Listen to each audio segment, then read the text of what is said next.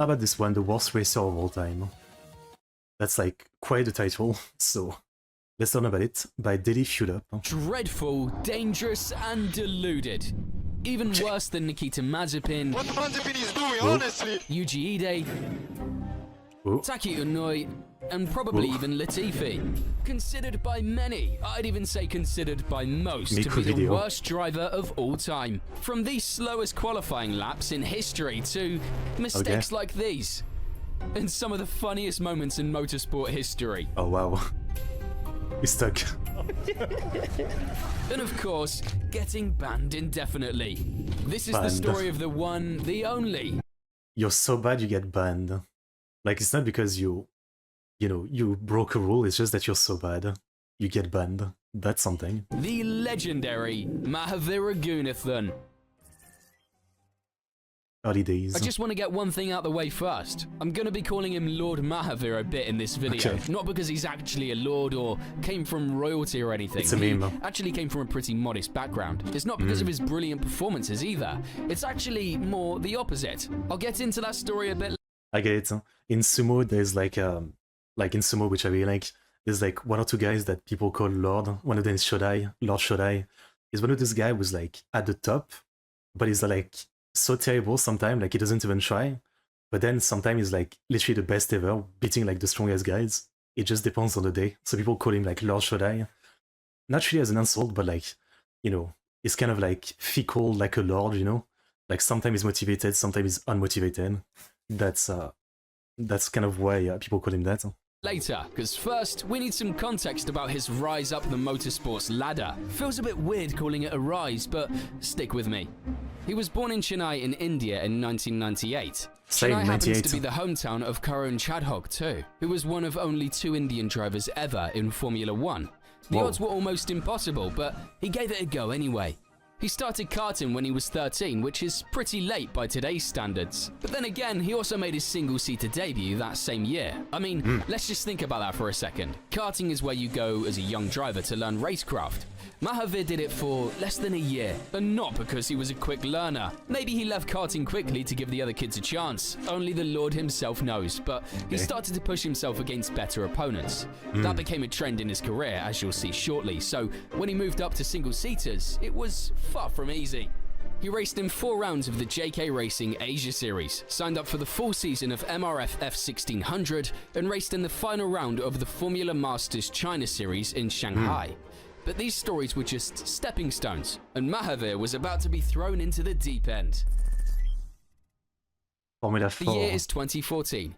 He was now in the Italian F4 Championship, which was won by none other than...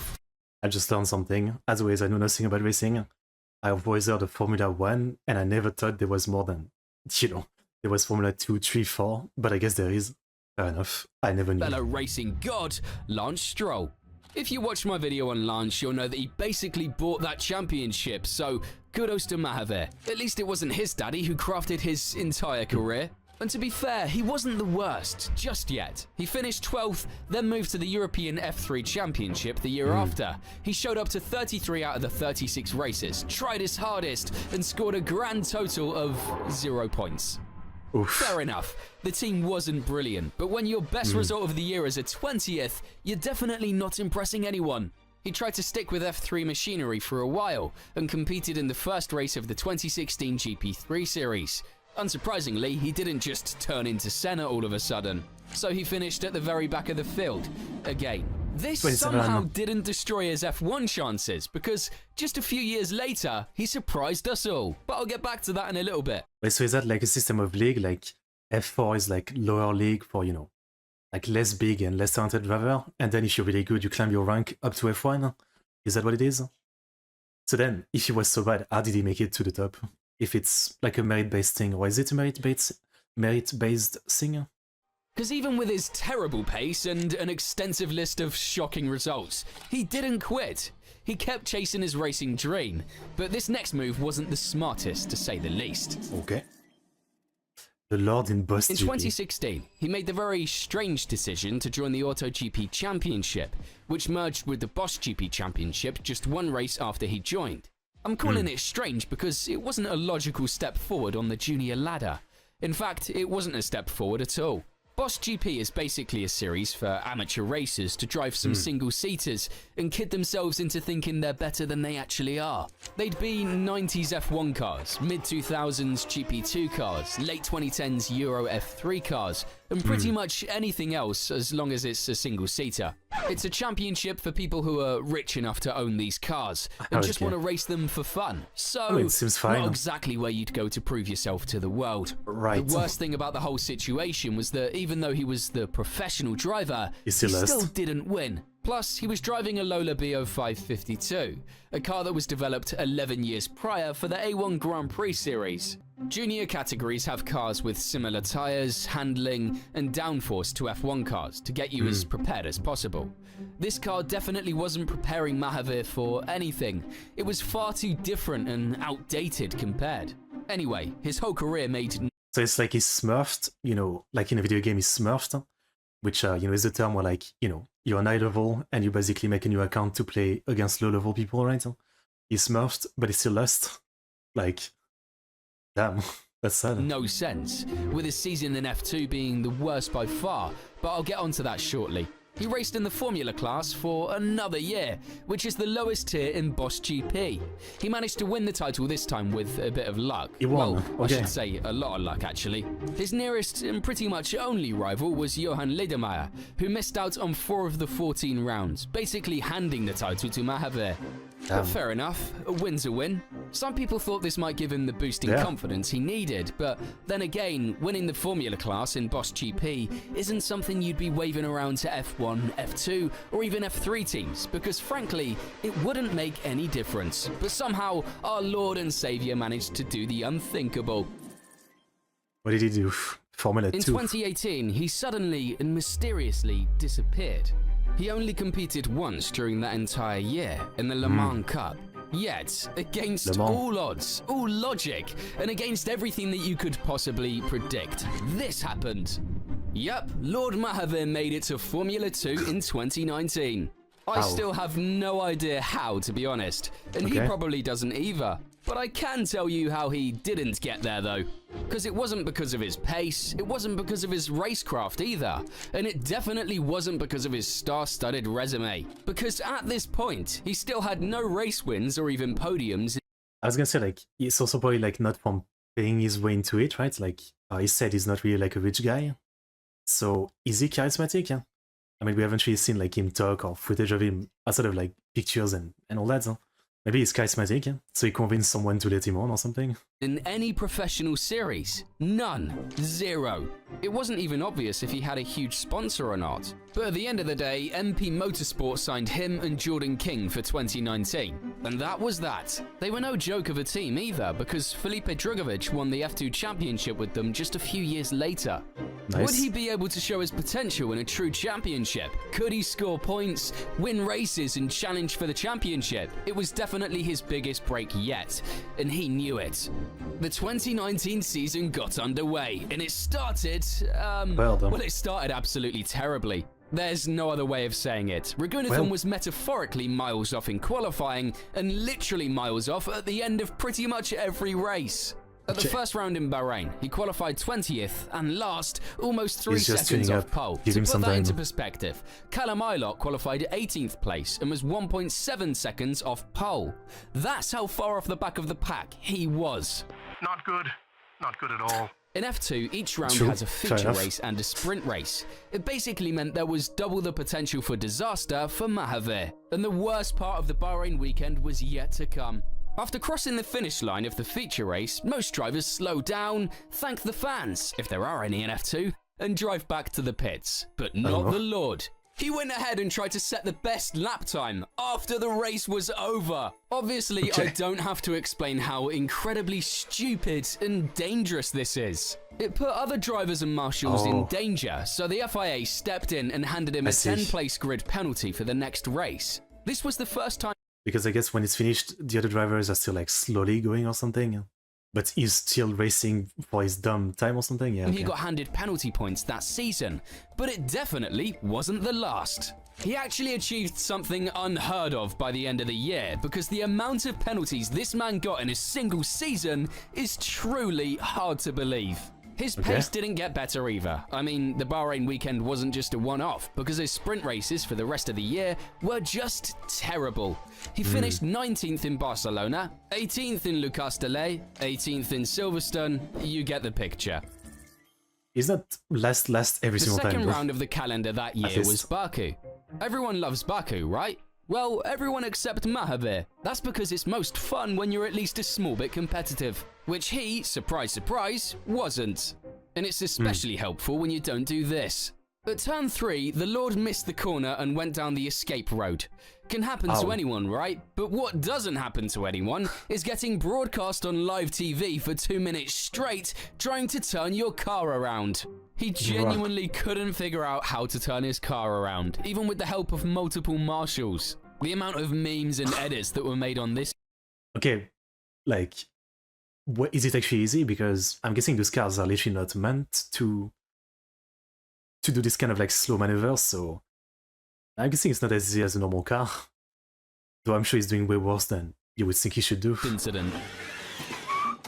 But in all seriousness, it wasn't just cringe. He was losing practice time, his brakes were overheating, and his engine was getting absolutely baked. These cars really don't like reverse gear, so every time you engage it, it wears down the gearbox, and Mahavir engaged his reverse 247 times during this one maneuver. When he got back to the garage, the team wasn't too impressed. He was given some secret insider info on how you do a 3-point turn. I was gonna say, like, I don't know much about this kind of cars, but they fucking turn. When he got back to the garage, the team wasn't too impressed. Like, this thing turns. Like, just fucking turn. He was given some secret insider info on how you do a 3-point turn. Okay, I mean, your driver, you have to tell him to turn the steering wheel. At this point, just give up. I mean, don't send him back out there. Like, you know, if he doesn't know to turn the steering wheel, I mean, come on. Useful advice, mate. Thanks. To be fair though, it looked like he genuinely didn't know you had to turn the wheel, so hopefully he took it on board. I mean, this is like what you see like 90-year-old lady trying to do sometimes when they're trying to get out of a parking spot. Huh? Like, this is insane. The drivers picked up on it too, with F2 rival Callum Ilott having a good laugh at the Lord's disposal. I think we'll do the Mahavir interpretation. Okay. If that's what they thought in public, just imagine the roasting he got behind closed doors. Right. Anyway, I'm not trying to be mean here and handpick the few mistakes he made. If he hit qualifying and suddenly stuck in a brilliant performance, it would have cancelled out the stupidity. But he didn't. In fact, he made things even worse. He qualified last, over 6 seconds off pole. That was his actual pace, over 6 seconds. His teammate Jordan King qualified 5th, over 5 seconds faster than him, in the exact same car. King scored a podium in the feature race too, while Mahavir was nowhere near the points once again. I think you get the picture from the first 2 weekends of the year. Mahavir was off the pace badly, and it wasn't going to get to any better. He did pick up a lot of points though, but unfortunately for him, they were all penalty points. Okay. In Baku, for example, he failed to stop at the weighbridge. In Monaco, he caused a crash with Jack Aitken. In Spa, he was speeding under the yellow flag. He basically just caused chaos at every track he went to. The highlight of his year... I mean, I wonder what the guy has to say about it again. Like, I'm sure this interview, like, does he have an attitude of, you know, like everything is bullshit, I get penalty for no reason or something? Or is he like, you know, on the other hand, he's like, yeah, I mean, I'm not the best, but I'm doing my best? Like, what's his attitude about all this? In Monza, though, where he scored a point. Yes, one of the good points this time. But it wasn't because he suddenly locked in and started driving better. It was because almost half the grid didn't finish the race, so he lucked into finishing 10th. It would also be his one and only point in F2. But he did score a hell of a lot of penalty points. 24 in a single... Multiple virtual safety car infringement, ignoring yellow flags during qualifying, ignoring yellow flag during qualifying, not following track limits, causing a collision, leaving the track and gaining an advantage, incorrect practice start procedure. How is he fucking up so much? Like, does he even know the rules at this point? Season. How on earth a driver scores this many penalty points in a championship with just 12 rounds is beyond me. I mean, that's an average of 2 per round, mate. Insane. Damn. His biggest haul came on the 22nd of June 2019 at the feature race at Paul Ricard. I mean, like, I feel bad for his team. I mean, maybe they chose him, but even then, after, like, at some point, like, you would feel like, what even is the point of, you know, being in a team with this dude? I mean, like, it's not just that, you know, he's doing his best, but he's bad, but he's literally, like, fucking up on the rules constantly. I mean, and he can't even, like, turn the steering wheel. Must have lost a dare or something, because he seemed to be on a mission to score as many as possible. In that one race alone, he scored 9 penalty points. Yes, Alright. 9. He didn't follow the virtual safety car procedure 3 separate times and scored 3 points per infraction. Pure comedy. The FIA thought he was pushing it and banned him from the following round in Austria to try and calm him down a bit. It wasn't the last time there was talk of him being banned though, because he narrowly avoided a second ban in November. Think about it for a second. He racked up the 12 points you need to get a ban, then he got banned, then the points reset and he picked up another 12 points before the season ended. I mean, that is pretty mental. Again, I'm not that deep into racing and F1, F2 and all that. I don't know the rules and all that, but still, like, at this point, I mean, what even is the point of allowing him to race? He's just terrible. He's causing problem, you know? Truly impressive. The final points came in Abu Dhabi for failing to follow the practice start procedure, something the stewards called extremely dangerous. Lucky for him though, it was the last race of the year, so he avoided a second ban. But strangely enough, he didn't get rehired for 2020. What a surprise. Wow. So in the end, Mahavir got banned from F2. Not once, but twice, in the same season. Most drivers compete in hundreds, if not thousands of races, from junior levels all the way up to Formula 1, and never get banned. But in just 12 rounds, the Lord himself got banned twice. I could talk all... I mean, at this point, I think it's probably he literally doesn't know the rules, right? I mean, maybe no one cared to explain to him, or he doesn't care to remember them. Like, maybe in his head, like, all he needs to do is vroom vroom, like, drive forward. It's like that one episode of South Park where Cartman wants to get into NASCAR, which I know is different from this, but, you know, his idea of it is that everybody is stupid, and there's no skills, you know. NASCAR is just, you know, driving a circle and just hold on to the accelerator, which, you know, there's more skills to it than that, right? Yeah, I guess maybe this guy, all he knew is like, I have a car, I need to pass the others, and that's about it. He didn't know anything else. About how ridiculous this is, but it speaks for itself, really. After his 2019 F2 campaign, he vanished from motorsports completely for almost 2 years, but his biggest challenge was yet to come. So he comes back. Formula 1. Somehow, and I truly don't understand how the hell this actually happened, Mahavir managed to get himself behind the wheel of a Formula 1 car. Okay, maybe what he said was wrong. Maybe he does have money. Like, there's no way he's not buying his way into this. Come on. And I don't mean some F1 car that a friend let him drive. I mean, in 2021, he was called up as a test driver for Alfa Romeo. He drove the C38 at the Hungaroring on the same day as future F2 champ Théo Pourchaire. But it's fair to say that he didn't step up to the challenge very well, as he was almost 2 seconds slower than Pourchaire. The lack of pace didn't seem to put McLaren off though, and in 2023, they too gave him a test. This time he drove the MCL35, their 2020 car at Portimao. I'm pretty sure he brought a fair bit of cash along to fund his big day out. Well played, Zach.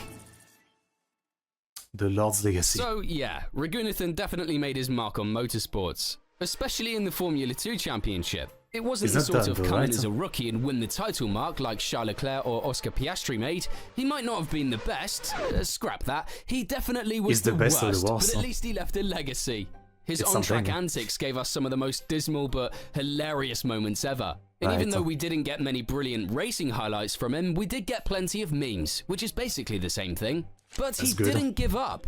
He's racing an Italian GT at the minute, so if you ever fancy catching the GOAT doing a few laps, you know where to find him. At the end of the day, it's not that clear how he even got as high as Formula 2 in testing F1 cars. There's plenty of rumours out there that he had massive funding, People Yeah. say his career was paid for by a huge Indian car company from the very start, Possible. and then by an Italian motor company. To be honest though, there's no in-depth and trustworthy information about it, so Yeah. I'm not going to fill in the It might blanks come to out make one the day, story though. sound even crazier than it is. The one thing we do know is that he was terrible. He shouldn't have had the chance to drive an F2 in the first place. And don't even get me started on having the privilege of driving an F1 car twice. There's so many drivers out there with insane skill, talent, and potential that deserve those seats 100 times more than the Right. Lord. So it's always frustrating to see these opportunities wasted on someone can who was understand never that, going to yeah. make it to F1 in the first place. But if the rumors about his massive funding are true, maybe he's closer to Lance Stroll than we thought. We sure know a lot more about Lance's backstory than we do Raghunathan's. How he started, how he literally bought his way to winning the championship, paying off teammates, and even buying whole teams. If you That's the haven't thing, already, yeah. watch this one next. And as always, Oh, thank maybe you I've seen for that video watching. actually. Okay. Alright, very interesting. I mean, in the end, yeah, like, you know, in the end, maybe it's a good thing for the sport, right? Like, in the sense that, you know, with all the memes and the funnies, he entertain people. So, you know, I guess it's fine. It's fine, but it's definitely kind of weird. Like, it's, you know, I don't really know the nature of the sport and everything, but, you know, someone so bad, how does he make it to the top, right? Like, the only thing you would think is, yeah, paying off people, right? Otherwise, it makes zero sense. Like, he has not shown anything that would make sense to for any team to really pick him up or something, I assume. So it's definitely kind of weird. But also, again, if it's funny, I guess it's fine, right? Something of the sort is how I'd put it. Good video. Good video. So is he, like, it's clickbait title, but is he actually, like, the worst racer of all time? Between, like, different racing sports?